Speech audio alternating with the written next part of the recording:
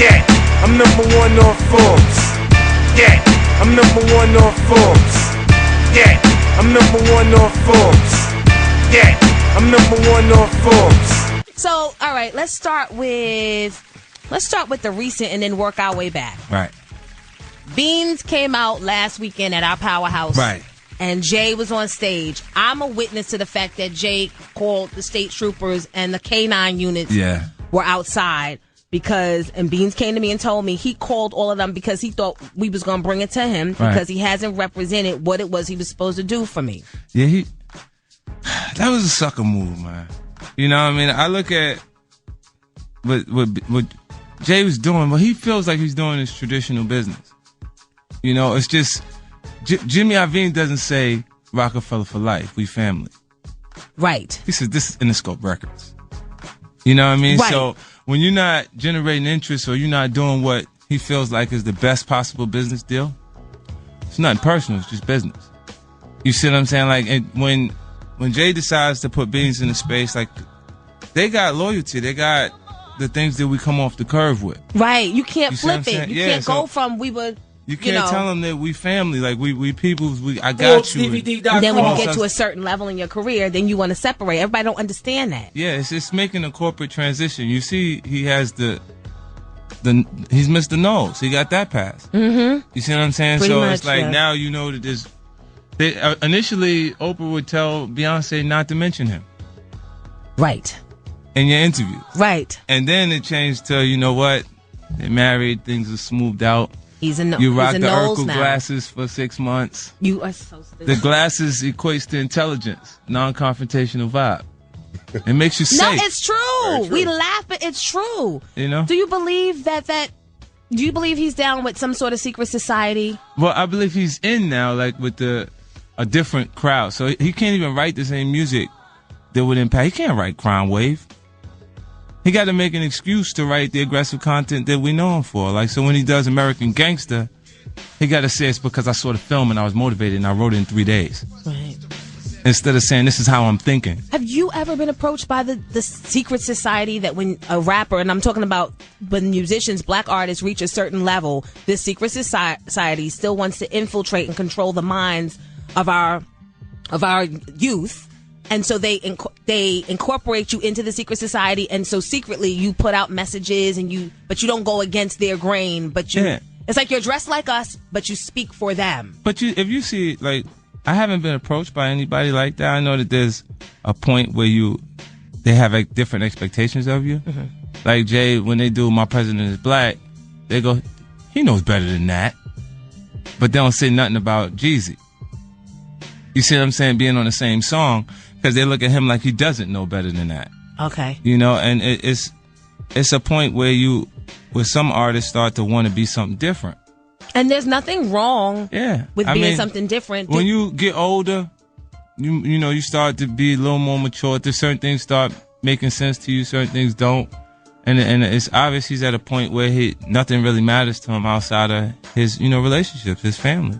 And maybe, that works for him. But when he makes comments like nobody's scared of 50 Cent in regards to Kanye and... That was, you know what that was? It's the non-confrontational vibe we just talked about. Like, the guy who was talking to him made him feel like a punk. Mm-hmm. And he had to point out, come on, get it right. Nobody's scared of 50. You know what I'm saying? Like, they don't have no issue with me. I didn't say nothing to him. Right. You know what I'm saying? At that point, he's not addressing the guy, treating him like he was afraid of 50 Cent.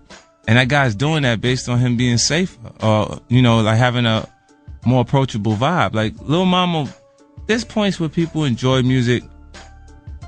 2003 through 2005, you couldn't find anybody that said that they would generate more interest than 50 Cent in hip hop. And wasn't anyone walking on the stage. Mm-hmm. Because people was getting stabbed at award shows. Right. It was different things that was happening that made them feel like, wait, he might not be in the mood for me right now. Mm-hmm, mm-hmm. So I'd watch artists look and not be sure that they can come say what's up. Like they'll say what's up to Tony in the Banks and say, tell son I said what's up. Right. You know what I'm saying? Because they don't know like how I was, because they see me addressing other artists and competing. They're afraid. It is a little. They're afraid. I have to admit. And I told Nelson, I said, I be wanting to call the office and have conversations, but he might be taping.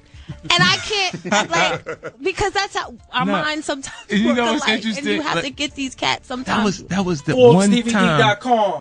I had a camcorder. Like, it's not set up where I'm actually taping everything. Right. I had a camcorder and I taped it because that reflected how often that was happening. And we're now referring to The Young Buck situation. right when Because wow. I taped that conversation because It was the public entertaining. wouldn't understand why I was upset with him. They would feel like, oh, 50's just mad again. Because they see me attack so often. right. They feel like I was just, he's choosing this, he's attacking his own people. He's going crazy. Right. And You so know? 50 had the audio of Young Buck Yeah. actually, Crying on the tape. crying on the tape. And so we got to see. Yeah, but he do these things. He says things publicly and then come back and cry and apologize. Like, and at the time that we going through that, I'm $250,000 into his personal. Like, I paid his taxes twice. So, like, when you got someone who's impulsive and then you add addiction to it, you get a person that's out of control. Right. And we know what I mean? understand. And then, like, and Can't hold them completely. And Baines in them case, they didn't even give them the money. Like, when he was coming out of jail, he did a year and a day. He's in the penitentiary, federal penitentiary in Jersey, because my uncle been down 16 years, and I used to stop by to see him. This is during the Get Rich or Die Trying, when my schedule was so hectic. I was flying back every month to go see him, because for that time period that I sat across him, he was completely free. Like, I can't get him out of the pens right now, but Right. I can take his mind out of there. Right. You see what I'm saying? And I talked to him, and then from that point, that's enough for him to be like, man, you really ain't got to come see me next month, but if you can, I'd like to see you. You see what I'm saying? Just because that was enough. And Beans had to be in there and feel that. He had to feel me come in the building Right. and say, Jay ain't coming to see me.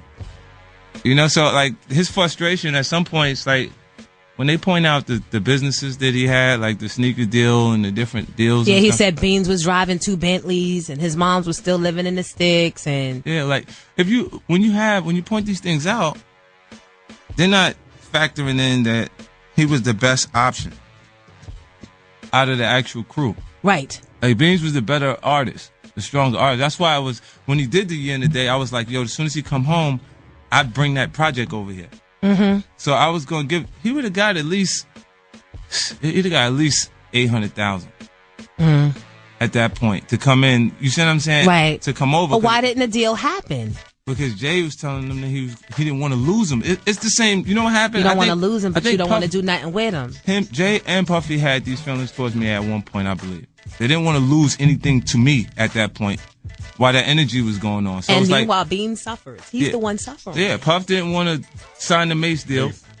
Right. You see what I'm saying? And Jay didn't want to do that, like, because it was like to him, like, the perception of it is like, I'm losing something to him now. Like, They're very he's- competitive. Right. He even thinks that he's competing. What did he say? The only one, I'm not competing. I don't have to respond to Game or somebody because the only ones that are better than me are not, or as good as me, excuse me, are Nas and Eminem. Right, but if you point that, you got to say Nas is as good as you because you lost. In the Nas last. is better than you. How about that? Right. Because you ForbesDVD.com. lost. And at that point, Let's see how Nas feels. and anybody else that's there, you don't want to credit them when it could turn into a competition. Like, Do you think you are the better artist? I think so. And he's I think modest, I generate. too. Yeah, I do.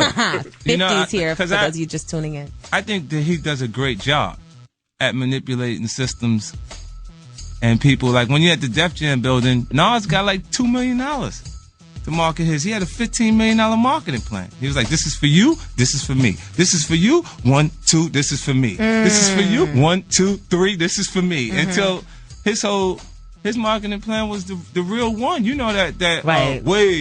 Wave, that was the wrong record. If you got 15 million in marketing, you can make the wrong record feel like the right record. Money changes everything. Yeah. We all know that. That creates perception. When you've got money, you've got the ability to change anybody's perception. 50's here with us, and we're going to continue to talk with him, guys. SEPTA's on strike. If you're just joining us, if you're just waking up, so if you depend on public transportation, you asked out. It's Jonesy in the morning on Power 99. Yeah, I'm number one on Forbes. Yeah, I'm number one on Forbes. Yeah, I'm number one on Forbes. Yeah, I'm number one on Forbes.